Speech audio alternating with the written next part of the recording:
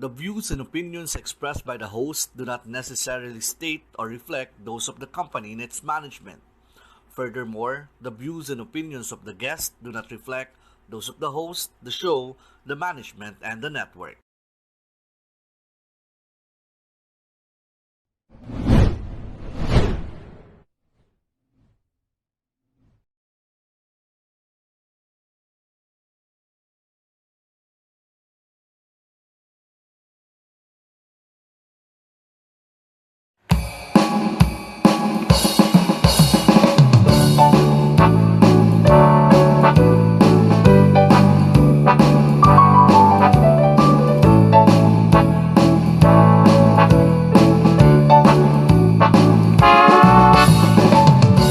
Alam mo ba,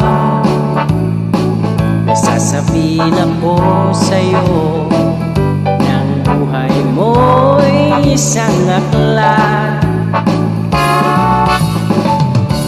Isang aklat na para sa lahat. Kaya halika na ibahagi sa lahat.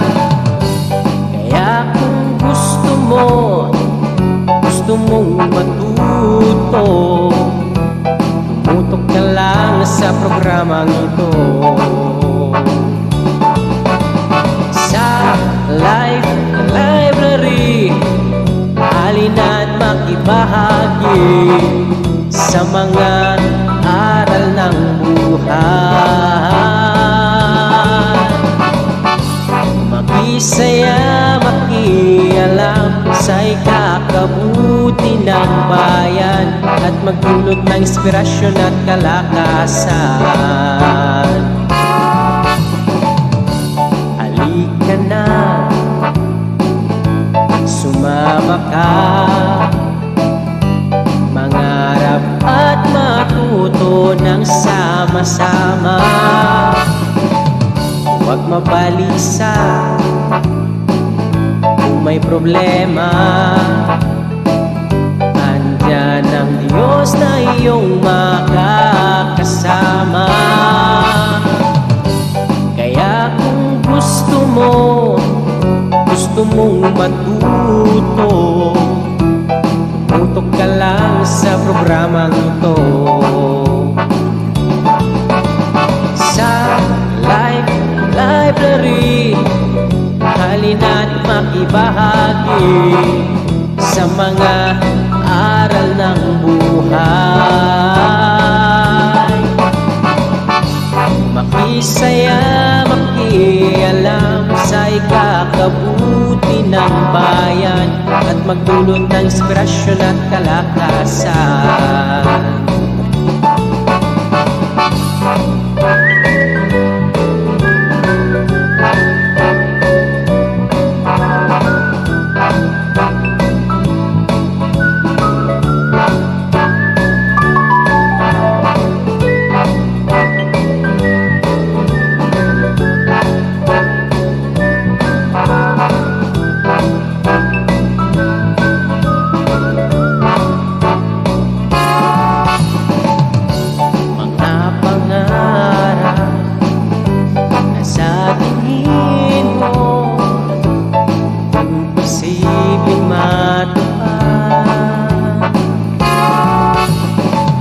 Magtiwala ka lang sa may kapal, lahat ng yan makakamtan. Sa Life Library, halina't makibahagi sa mga aral ng buhay. Makisaya, makialam sa ikakabuti ng bayan at magdulot ng inspirasyon at kalakasan. Life Library, hatid sa'yo'y mga aral sa ikakaunlad ng buhay. Kaya halika na, sumama ka, patumpik-tumpik pa. Kaya halika na, sumama ka, samahan si Dr. Esmenia.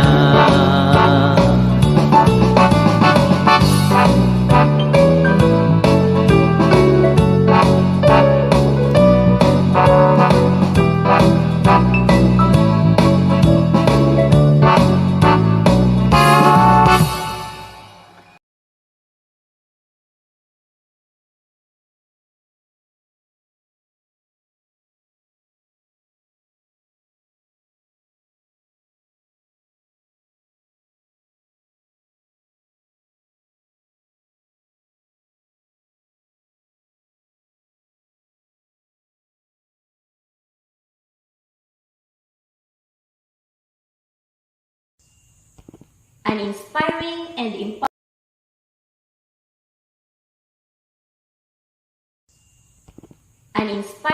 and empowering Sunday morning to all our TLC viewers all over the country and all over the world. Welcome back to Talk Life channel at Life Library with yours truly, Dr. Esmenia C. Celeste, to give you dose of wisdom for the body, for the soul, and for the human mind, to keep us strong in faith, in hope, and in love.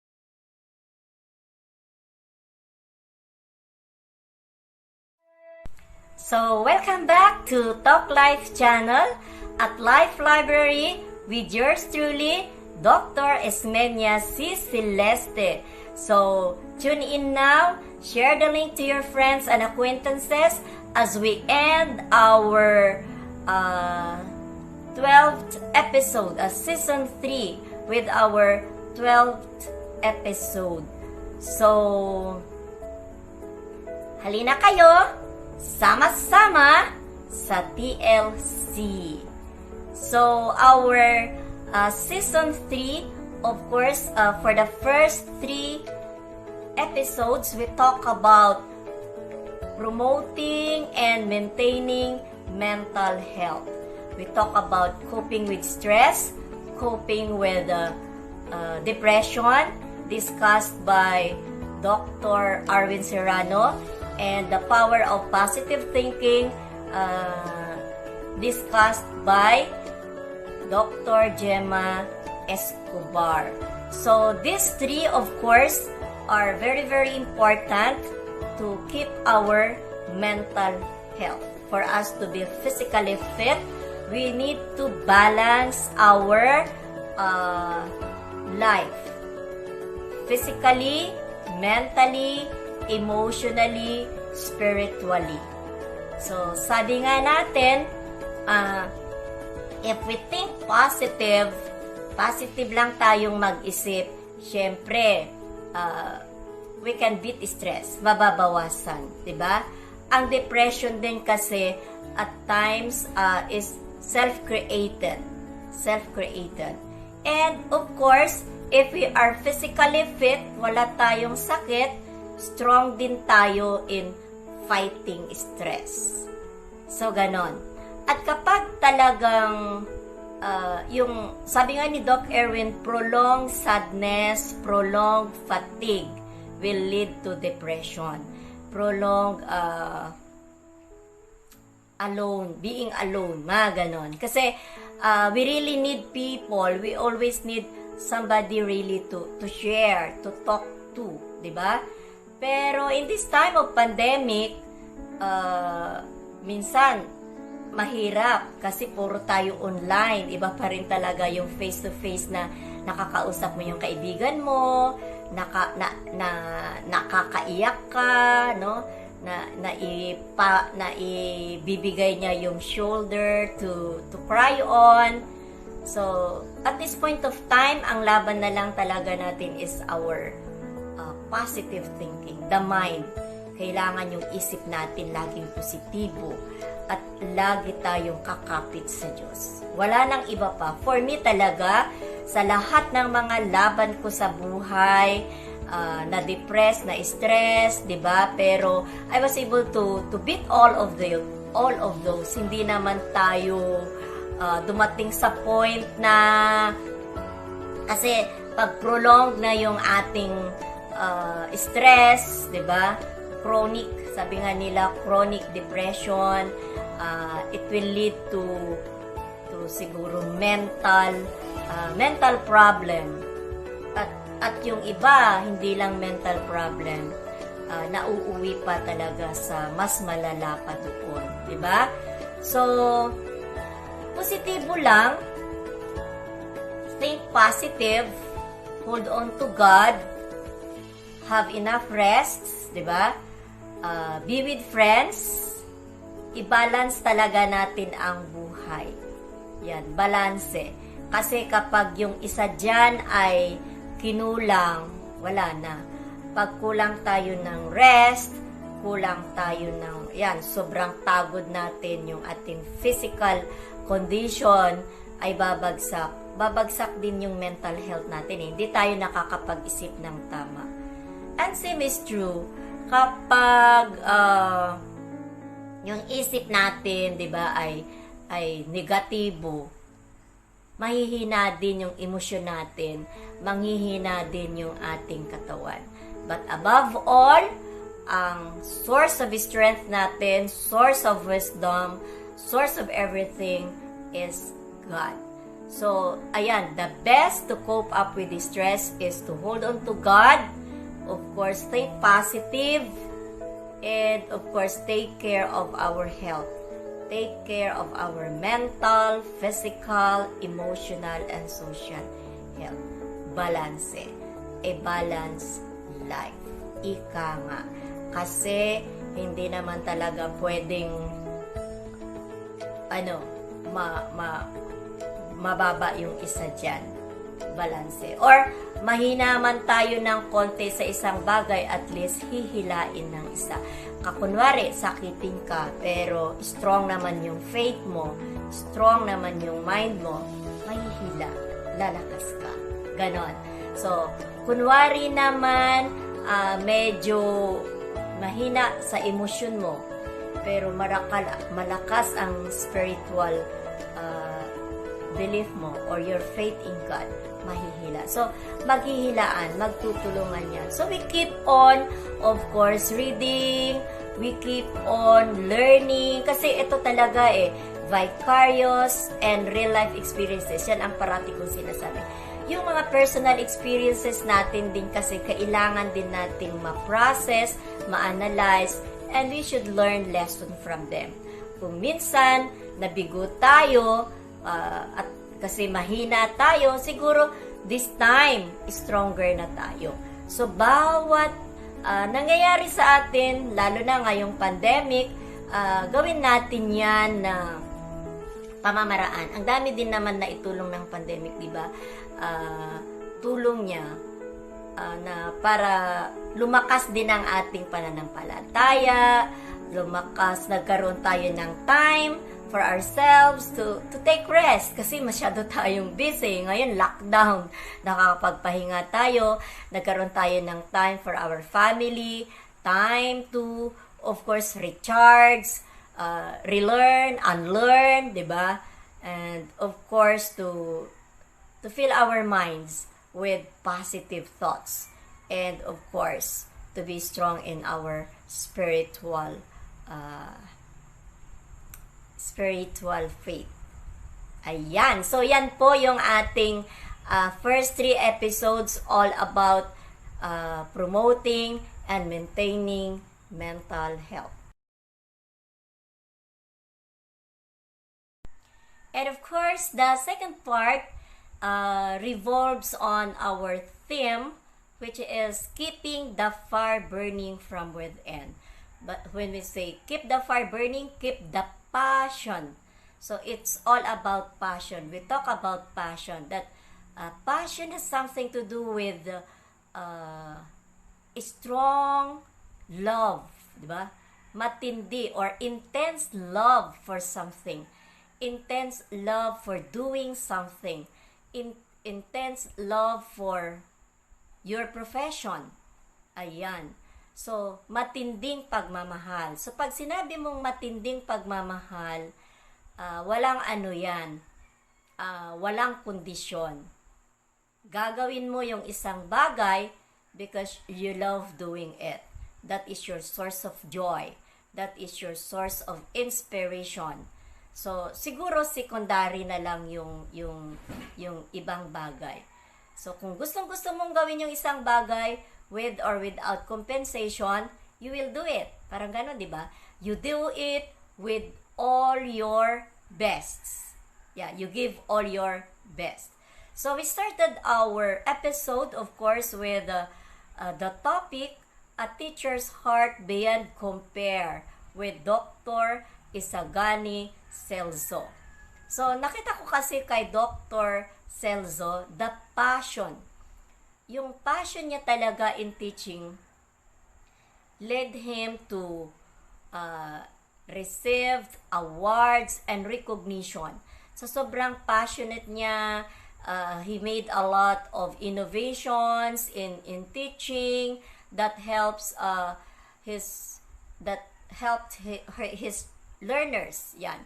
Kaya marami siyang award talaga na na-receive in US, in Singapore, and in the Philippines. So makikita natin that Isagani Celso is a good example when it comes to one's profession. Yung being a teacher para sa kanya, talagang very passionate. Hindi ko nga maalala kung ano yung term niya na sabi niya, siguro kung nakikita ko ang sarili ko na hindi na ako kapakipakinabang, ako na mismo ang aalis sa serbisyo. Parang ganon. Am I right, Doc Gani? Na parang ganon. So, ibig sabihin, kailangan talaga maibigay niya yung kanyang the best. At kapag hindi na niya maibigay yung kanyang the best, magkukusa na siyang aalis. Parang ganon. So, parang ako, magre-retire na rin kasi syempre, hindi na natin siguro maibigay yung ating the best o maibibigay pa naman natin when it comes to wisdom. Kaya lang, yung best natin, mahirap na rin eh. Puro na rin tayo technology at saka syempre, time to rest na rin, di ba? So, yung best natin, pag humihina na rin yung ating physical condition, ganun din. Sabi ko nga, mababawasan yung ating passion. So, but still, always keep the fire burning. Ako nga, I was born a teacher, I will die a teacher. I was born a teacher, but I was made a leader. Of course, to serve more. So, at parati kong inuulit, I will continue serving outside DepEd through Life Library and of course through writing books. Ayan. Passionate pa rin naman tayo. I always keep the fire burning. I was a teacher, I am a teacher, and I will be a teacher forever. Ayan.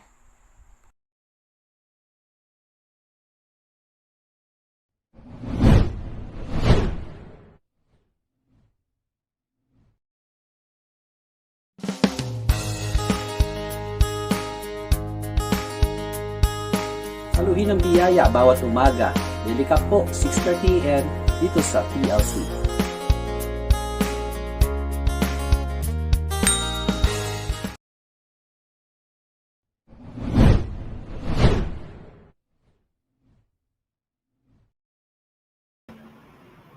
Ayan. So, we were done with summarizing some of our episodes and topics for our season 3. So before we continue, before we present our first presenter, kasi may mga hindi nakapag-present noon, batiin muna din natin yung mga bumabati sa atin. Si Madam Sonia Espirito, sabi niya, good afternoon po, Ma'am Esme. And then we have with us Rose Celeste. Sabi niya, good morning kasi siguro umaga doon. She's watching from Abha, ano ba to? From Saudi Arabia. Ayan, panuurin po, abangan po natin yung ipapalabas ni Madam mamaya. Magaling yan mag-TikTok. And of course, we have with us Dr. Arwin Serrano. Good afternoon, Coach Esmenia. Sabi niya, siya po yung isa sa guest natin noon who discussed about mental, something about coping up with depression. And of course, ayan, nandito din kanina si Coach Dave, nanood din, at saka yung sina Marie Chris, marami pa ding sumilip sa atin kanina. Okay, so let us now welcome our first presenter, no other than Madam Perlita Ferrer. Ayan, palakpak po.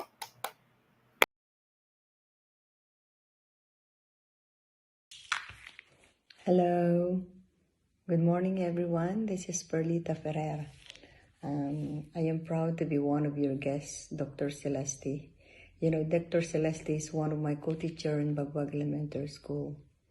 Now I am presently residing at United Kingdom, London, and I'm doing a nanny work. But at the same time, I'm studying at SCCD training.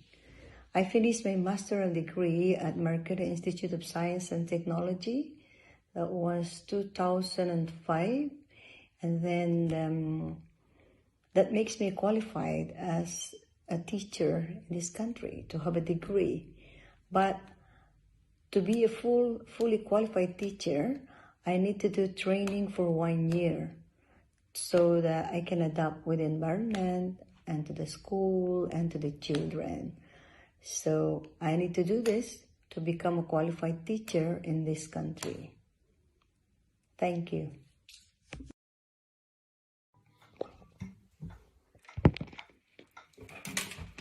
Magandang umaga po mga kapatid. Hallelujah po sa ating lahat.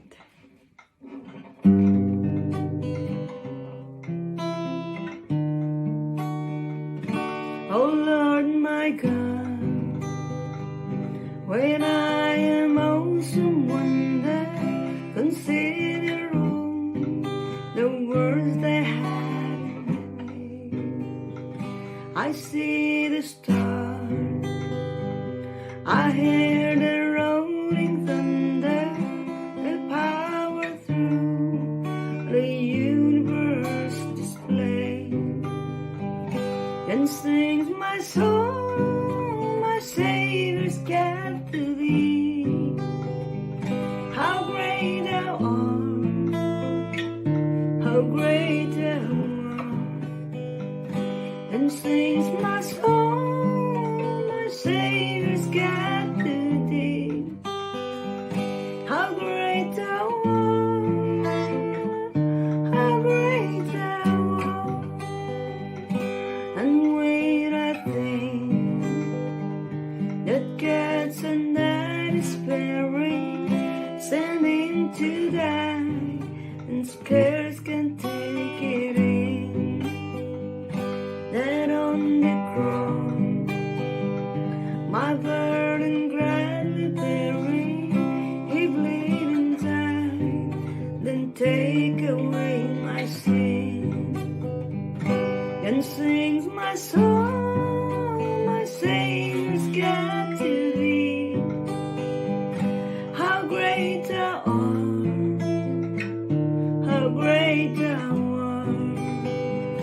Then sings my soul, my Savior's God to thee. How great thou art, how great thou art. When Christ shall come with shout of acclamation and take me home, what joy shall fill my heart. And I shall bow in humble adoration, that I shall bow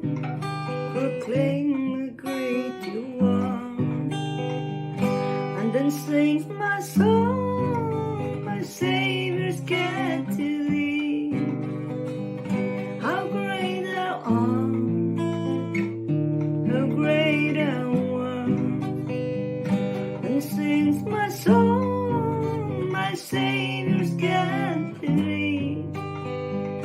How great thou art, how great thou art.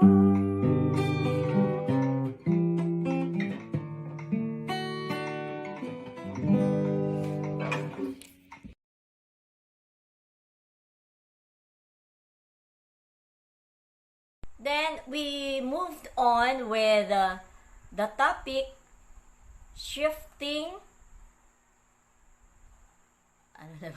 shifting one's profession to one's passion. So guest natin dito si Coach Jonas Dupo na he really made a difficult decision. Sabi nga niya, nakita niya na iba yung passion niya sa kanyang profession. He was a nurse by profession, but of course, he took the risk, of course, to endeavor another field of endeavor, which is in the line of writing. And very successful din naman siya. So, minsan ganun eh. Kaya nga, importante talaga that in our senior high school students or bata pa talaga, no? Hindi lang talaga sa senior high school tayo nagbibigay ng career guidance, di ba? At the very start, at young age, dapat the child should already be taught, should already realize, no? Na natuturuan na siya kung paano niya madidiscover yung kanyang talent at yung kanyang it's not only yung talent kasi na binigay ng Diyos sa atin para sa akin, yun din yung purpose natin sa mundo. Ako siguro binigyan akong kakayahan na magturo because that is my mission. That is my purpose in life, to be a teacher. So kailangan yung nabigay ng Diyos na talent, skill in teaching, kailangan ko siyang i-cultivate to the maximum, ay maximized. So, i-maximize natin whatever is given to us. What is important is na-maximize natin. Hindi naman importanteng malaki ito kasi at the end, ang itatanong, what have we done with what God has given us? Na-improve ba natin ito? O, malaki nga yung nabigay sa'yo, pero hindi mo naman na-improve. Yeah. We should always be guided. Napakaganda talaga yung parable of the talent na ayun. Kaya nga ako na-realize ko, sabi ko, hindi ako yata pwedeng maging leader. Pero since it was a call, I felt that it was a call. It was a call. It was my mission. And who am I? Diba? I was oriented that life is a series of responsibilities, that life is a mission. Yun yung orientation ko. So sabi ko, if God has wanted me to be a school leader, to be a school head, siguro may mission akong gagampanan. At sa akin naman, alam ko, nagampanan ko yung pagiging school head ko, in of course, inspiring and motivating people, 'di ba? To keep the fire burning. Ayan. Yan ang malimit ko napakahirap talaga na role yung mag-motivate, to influence, to persuade, di ba? Persuasion even is different from conviction. It's the heart that we are going to touch, to lead. Hindi lang laging utak and it's not always the IQ, but it's the EQ that really matters most in leadership and in any relationship that we are in.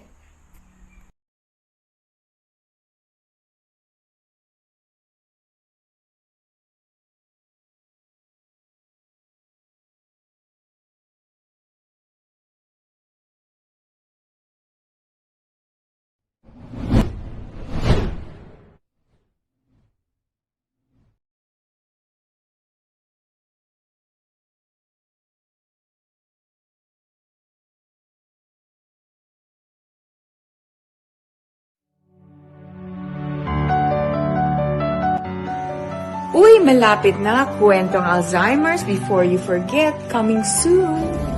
Tanaw ni nagaprograma para sa pag-lolo ug lola.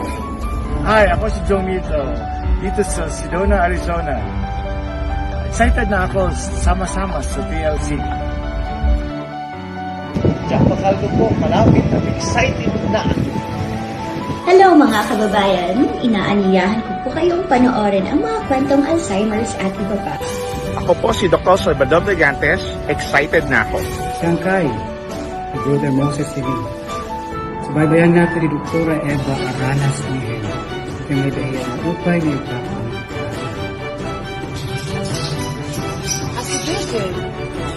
Sa December 4 na po. Abangan! Hello, Salim. Please watch with Tita Alice show. Kwentong Alzheimer's at iba pa. Sama-sama sa TLC. Over back!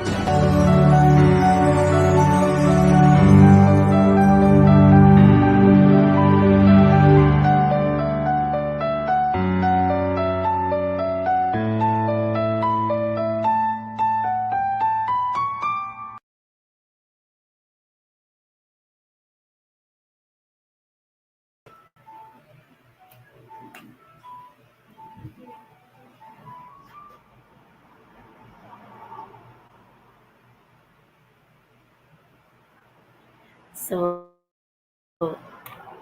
ayan, batiin po natin si Jonami. Yan, nanonood sa atin si Jonami, Celeste. So, okay, bago po tayo magpatuloy na ating pagbibigay ng balik tanaw, di ba? Para tayong nagre-review, parang gano'n, no? Kasi kailangan din para sa akin kasi it's very important that before we move on to the next to our next what do you call that, theme or episode, no, hindi episode, season, we need to recall, no, i-recall natin para ma-digest natin what are the things that we learned for our past episodes and season. So before we continue, we will now proceed to present to you our little drummer boy. Ayan, nandito po sa atin. Hindi po siya nakapag-present last week, pero ngayon talagang tuloy-tuloy na to. Our presenter for today is, of course, a grade 2 pupil, 7-year-old from Edna's School of Alaminos City. He is from Bani, Pangasinan. Ito kakaiba kasi medyo bibihira na ang gustong ganitong pangarap. So he wants to become an agricultural farmer who works both hands-on and administratively. Of course, very obvious, he loves playing drums. You come to me with sword and spear, but I come to you in the name of the Lord of Hosts by David. Yan po yung favorite niyang quote. At favorite din po niyang panoorin ang David and Goliath. So, ladies and gentlemen, let's all welcome our little drummer boy,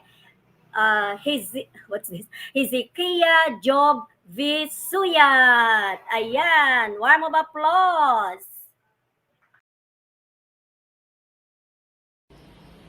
Hi everyone, I am Hezekiah Job Visuyat, 7 years old. My mom and dad discovered that I can play drums when I was 1.5 years old. Today, I'm gonna play Happy Day!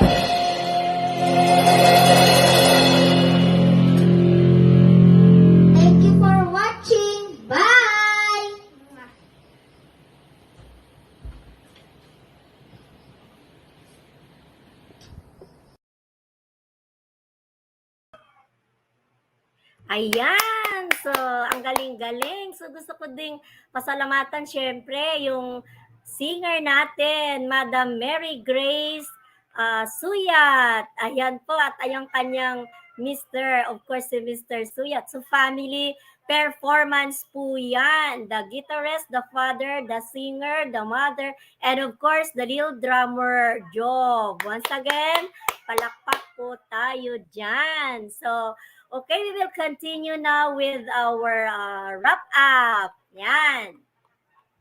So, wrap-up number 5 po time, tayo. we will proceed with our wrap-up with regards to our episode and topic, the future depends on youth. Youth, di ba? Na kailangan naka-emphasize yung you, then TH. Kasi double meaning yan. You, ikaw, kayo, tayo, and the youth. So the future depends on all of us. It's not only to the youth. So, although the future, of course, the future, the youth is the hope of the fatherland, but then, tayo yung future ng mga kabataan. So, we have to give them, if we are teachers, especially for teachers, we have to give them quality education, and the community, of course, we have to live a life na we should model what really life is, especially for being a leader, 'di ba? The youth. Ayan. So sa ating kasi nakasalalay ang kanilang paglago, 'di ba? Paano sila matuto? Paano ba nila ma-accept ang buhay? Yan.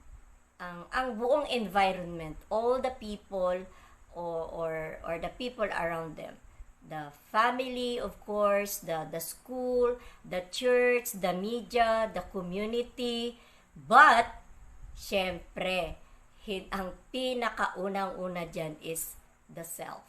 So kaya nga kailangan natin silang magabayan, kasi at the end they will be the one to create their own life. Sabi nga, life is what we make it.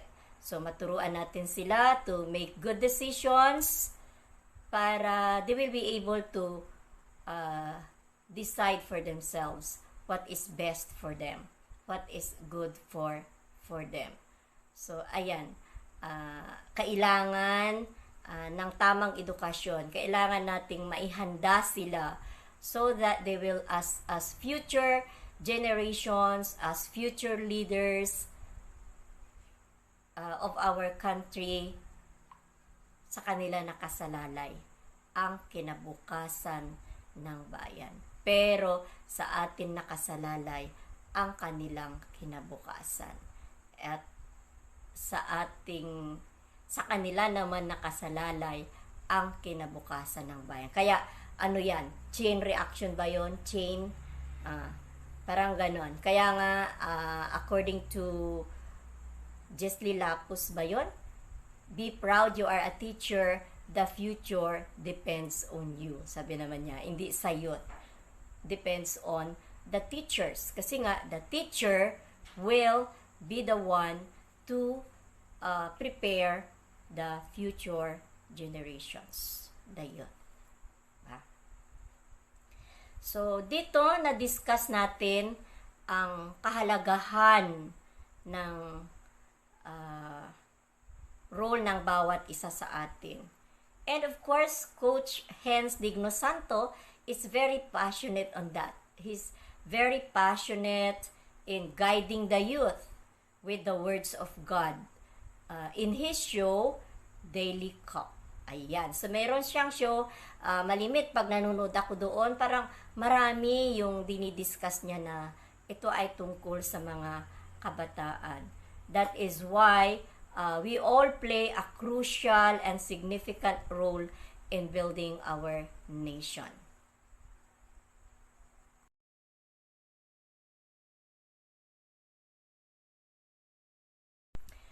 Ayan, so this time naman, ang topic naman natin is about leadership, no? Yung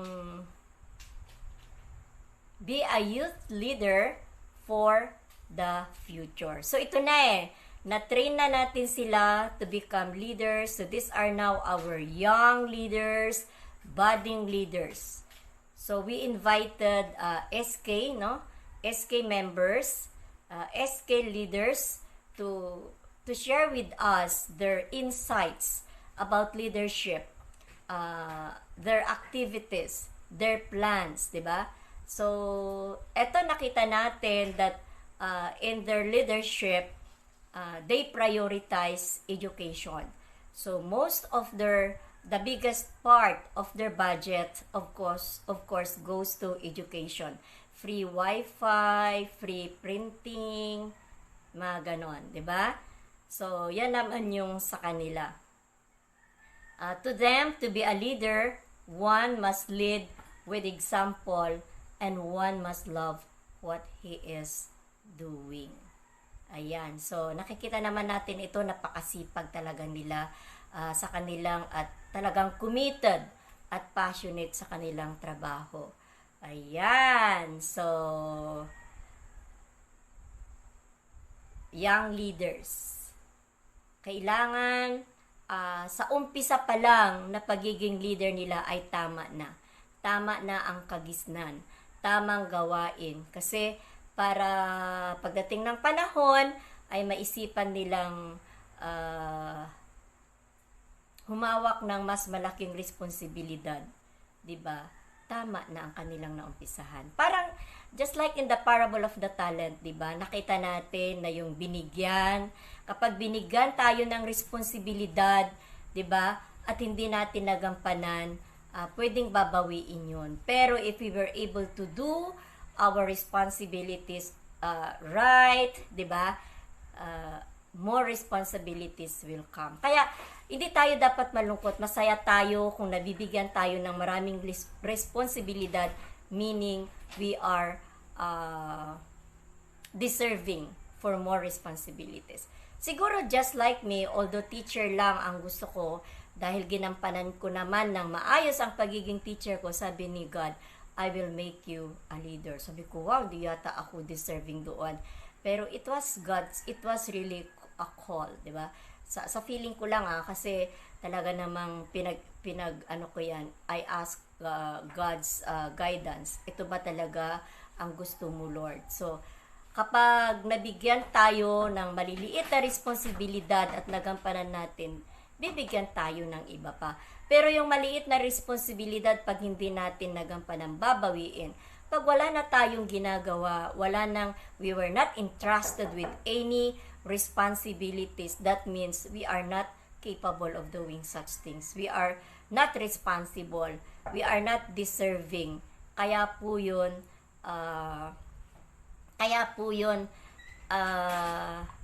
tinanggal sa atin. Pero pag bigyan tayo, it's because karapat-dapat tayo.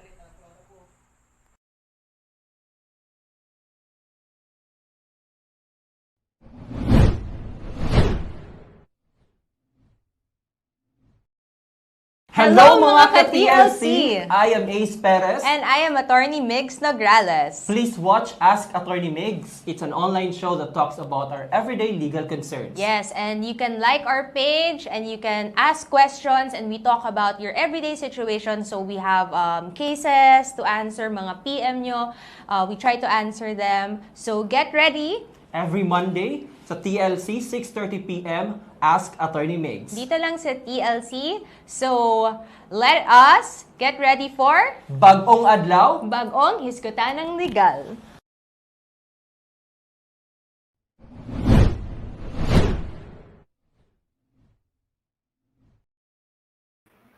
Ayan, kung may mga legal concerns tayo, manood po tayo ng show ng show na ayan, yung mga legal matters at pwede tayong magtanong. Okay, so at this point of time naman makiuso, kumbaga, maki-TikTok, no, sa mga TikTokers. Ito kasi usong-uso ngayon mag-TikTok, pero Hindi ko alam paano gagawin ito. So let us welcome, of course, our TikToker. Ayan. Of course, who is in Saudi Arabia or as an OFW for 5 years. Ayan, with 2 children. Let us welcome Rose Celeste. Ayan. Paalam na aking mahal, kay hirap sabihin. Paalam na aking mahal, masakit isipin na kahit nagmamahalan pa, puso't isip ay makaiba, maaring bilang laan sa isa't isa.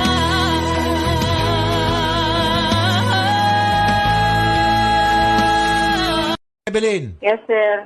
mag-opera Yes, sir. ko. Bibigyan kita ng bisikleta, iwanan mo lang si maintenance. Hindi po ako marunong mag-bike, sir eh. Bigyan kita ng Mio na motorsiklo, iwanan mo lang si maintenance. Hindi po ako marunong mag-drive, sir. Hindi pa rin. Bibigyan kita ng iPhone X, iwan mo lang si maintenance. Kaya ko pong iwanan yung mga yan. Nung magagawa, laging natutunan.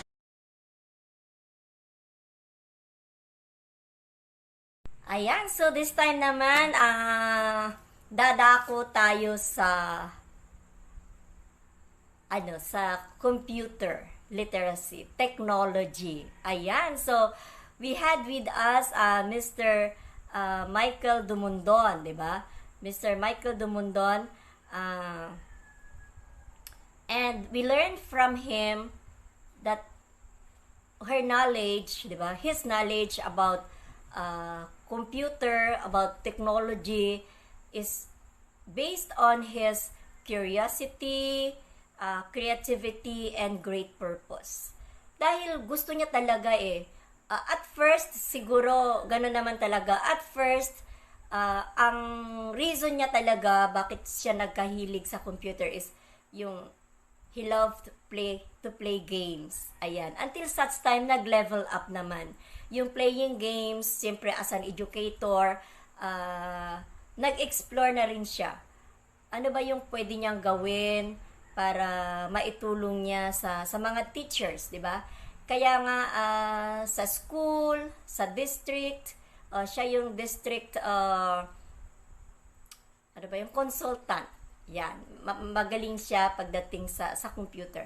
At ayon sa kanya, ito ay nagawa niya, nagsarili siya, nag-research, nag-create, nag-try, kasi nga marami siyang gustong gawin. So tayo din, it's really learning from doing. If we really love something, di ba? Kung gusto natin yung isang bagay, ay magkakaroon tayo ng inspirasyon, magkakaroon tayo ng oras at ng panahon para pag-aralan ito. Pag-aralan at iangat ang karunungan, kakayahan na meron tayo. So, nag-share siya sa atin, a lot na magagamit natin, although sabihin nating karamihan doon ay alam na ng mga teachers, pero we were reminded on the importance of technology. Tsaka nagbigay siya ng mga tips how to facilitate teaching and learning process through the use of technology.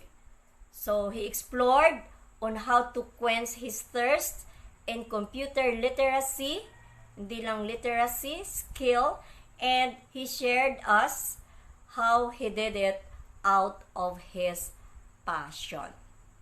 So, ayan, nagpapasalamat tayo sa lahat ng ating nag-end na ba tayo doon? Meron pa ba tayong ibang speaker?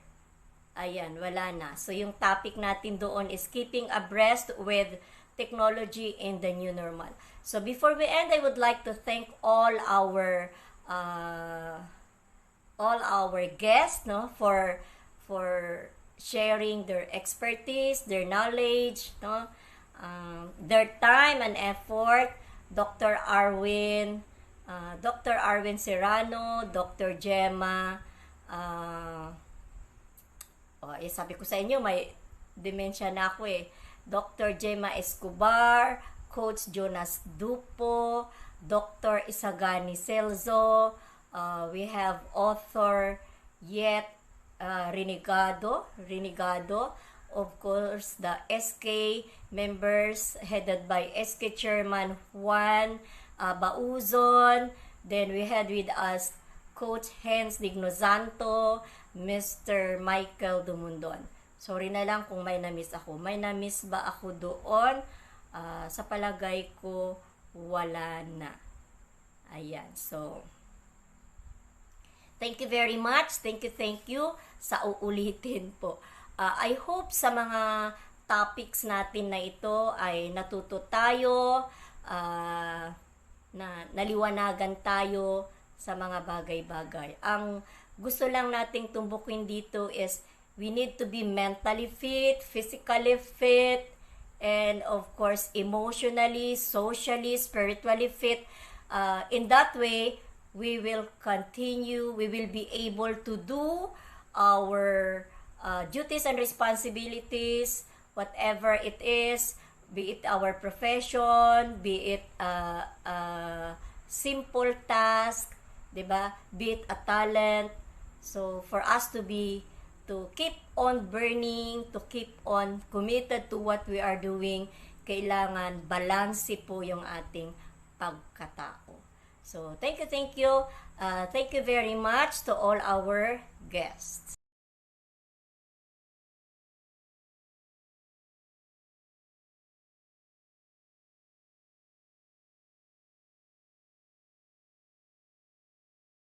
This time, we would like to express our gratitude, of course, to those who participated in our last two episodes, episode 10 and 11, which is discovering and showcasing one's God-given talent. So, I am happy also that Life Library is serving as an avenue to young children to explore and to show their talents, to develop their confidence, diba? So, to showcase their talents in this show. So, thank you to all of you na talagang nag-share ng inyong mga talents, kanta, art, singing, dancing, playing guitar. Yan, mula matanda, mula bata, mas bata, noong unang panahon, diba? So, eto, we have with us. Thank you talaga at napasaya ninyo kami, napasaya ninyo ang ating mga viewers sa kanilang baka mayroong nalungkot na na-inspire doon sa mga kanta o presentation ninyo. Simulan natin of course kay Jessa Marie Lozada. We have also Ruiz Vistro. We have Wiley Katabay, Junar Casta, Gail Espirito, at syempre yung aking unika iha na ayan, na hindi ko naman masyadong alam dati na maalam din pala, marunong mag-drawing, Jonami Celeste, at ang dalawa kong at ang kasamahan ko sa Talk Life channel, Coach Elm Zuniga, and of course kasamahan ko naman sa life coaching, we have Coach Mildred Bariring, and my former teacher, my former teaching staff at saan na ba ito? Pasensya na kayo, inaatake ako ng dementia. Ng Bulacan, Santa Maria, Bulacan, na I am very pleased talaga na mukha ko pa ang naisip niyang i-drawing. Ayan, i-drawing niya, in-sketch niya yung aking mukha. So, these are our first set of presenters. So, punta din tayo doon sa pinaka natin last time. Saan na ba yun? Hindi ko sila ma-memorize. So, how is this?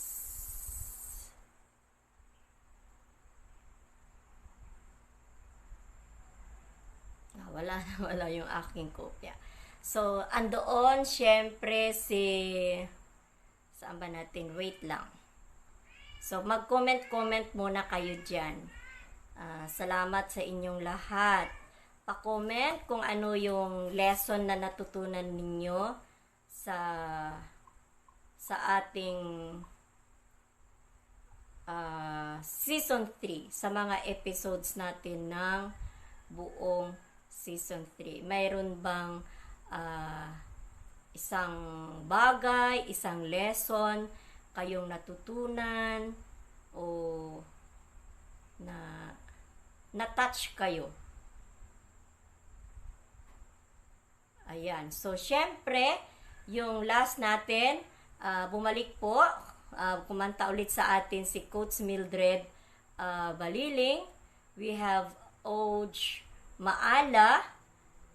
Nasa atin din po of course, Perlita Ferrer, na hindi nakakanta noon, kaya itutuloy niya ngayon. Nasa atin din po yung maliit na drummer. Asaan na? Yung ating drummer boy, 7-year-old. Ano na yung pangalan niya? Anak ng kasamahan kong principal dati. Anak ni Madam Grace. So, tingnan natin.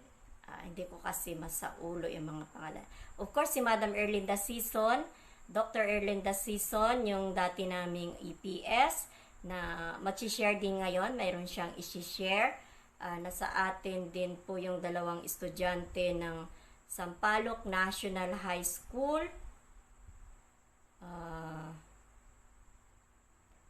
Hindi ko kasi makuha yung mga pangalan nila. Dalawang leaders ng Sampaloc National High School. Nasa atin din po ito talagang singer na, di ba? Singer-performer Louis Canlas of San Carlos City. Ayan, sino pang hindi ko nabanggit? Yung dalawang estudyante natin. Siyempre si Josh.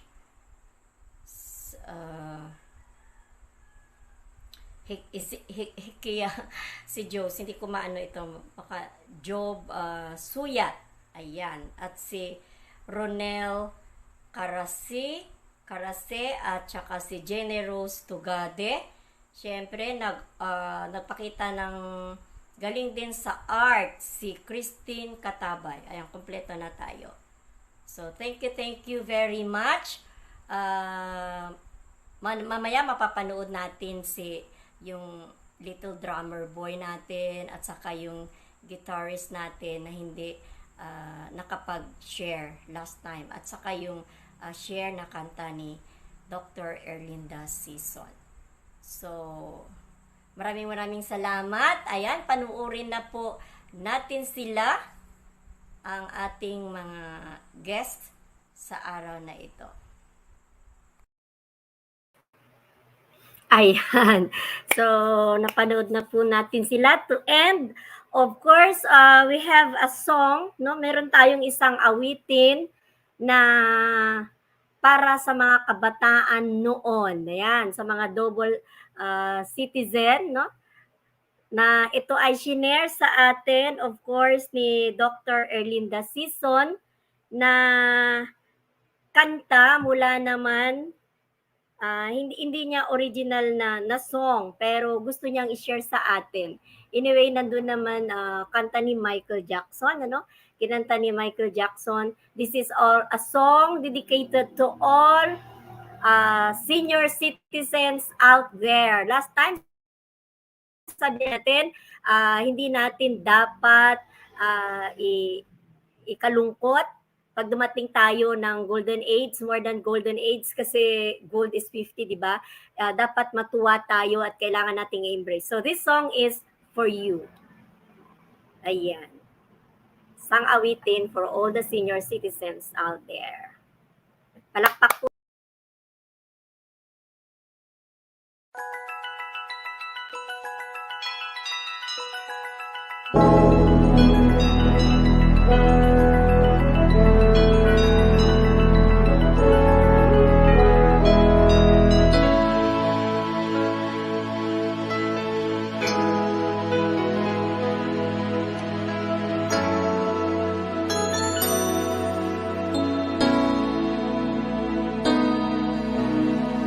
there are times when we're shopping at the mall.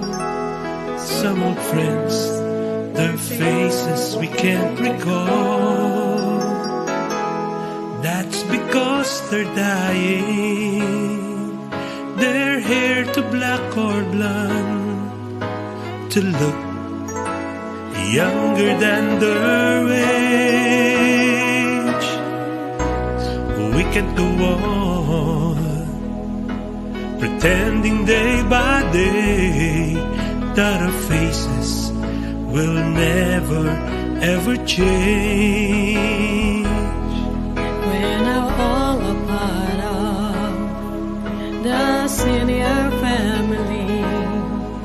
Face the truth, for the truth shall set you free.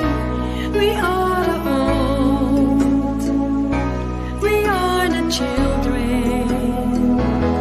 We were young once, but are older now, start exercising. There's a choice of biking or hiking with our wives. It truly is a healthy way for you and me.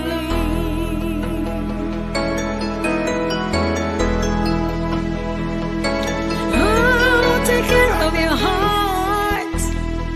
Select the food you eat with care. Choose the ones that are cholesterol free. The stats have shown us in all that we have read, and so we all must stick to a diet plan. We are the old, no longer children. Tomorrow will be a brighter day, so stop daydreaming. Oh, there's a voice that's saying, do something with your life. Begin to do it every day, continuously. When you are in doubt, feeling tired and weak and old, but if you just believe, these problems you can solve. You'll feel well, just exercise. Oh, and the younger you become, and live to be 101.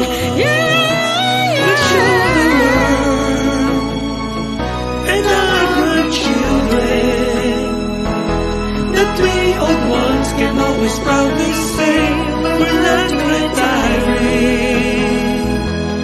We will keep on working and proving to ourselves we'll make this world a better place for you and me. We'll show the world and our grandchildren that we old ones can always proudly say we're not retiring. We will keep on working and proving to ourselves we'll make this world a better place for you and me.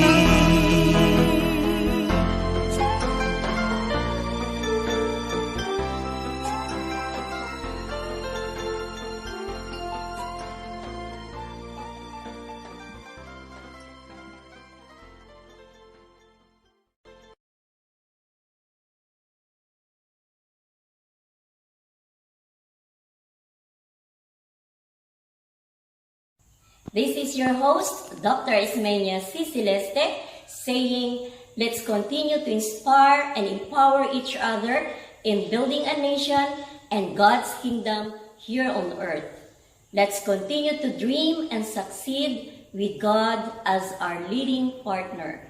See you next Sunday. Bye!